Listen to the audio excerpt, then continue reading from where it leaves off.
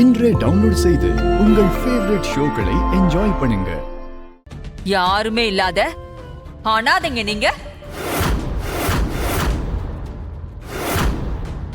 நீங்க எங்க குடும்பத்துல ஒருத்தராக பாக்குறீங்களா?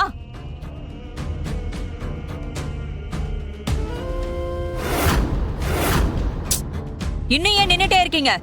வெளியில போங்க. சித்தி,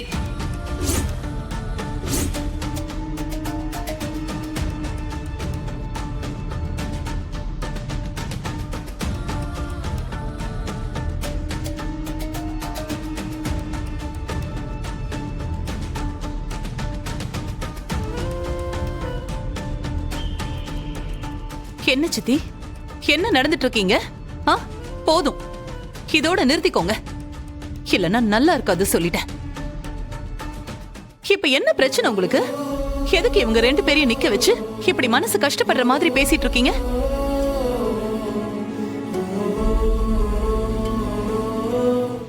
இவங்க ரெண்டு பேரும் நம்ம வீட்டு கெஸ்ட்னு நான் சொல்லியிருக்கேன்.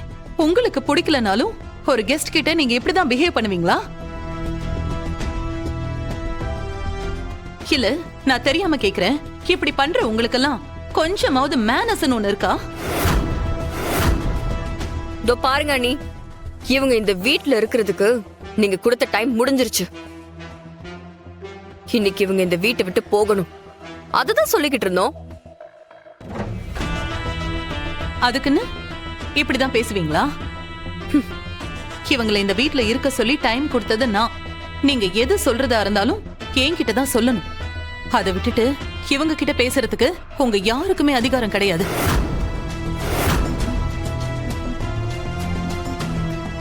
இந்திரா, இங்க பாரு. நீ சொன்னதுக்காக தான் நாங்க இவ்ளோ தூரம் பொறுத்துக்கிட்டு இருந்தோம்.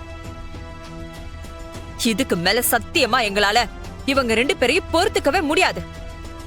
நீ ஏன் இவங்களை வீட்டை விட்டு போக சொல்லு.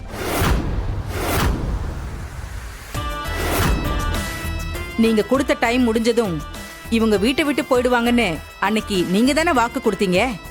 அத மறந்துடாதீங்க. அக்கா, இப்ப எதுக்கு நீங்க யோசிச்சுட்டு இருக்கீங்க? நம்ம குடும்பம் நிம்மதியா இருக்கிறதா நமக்கு முக்கியம்.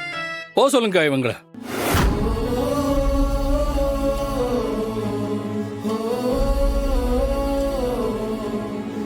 அண்ணே, நான் உங்ககிட்ட கொஞ்சம் தனியா பேசணும்.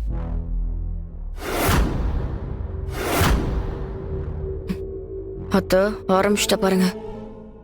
இப்போ அண்ணிய தனியா கூட்டிட்டு போய் ஏதாவது டிராமா பண்ணி அவங்க மனசை மாத்ததான் பிளான் பண்றா. விட்டுறாதீங்க சொல்லிட்டேன். அக்கா, உங்ககிட்ட என்ன பேசினாலும் சரி, இந்த வீட்டை விட்டு கண்டிப்பா இன்னைக்கு இவங்க போய் தான் ஆகணும். அதுல எந்த சேஞ்சுமே இருக்க கூடாதுக்கா.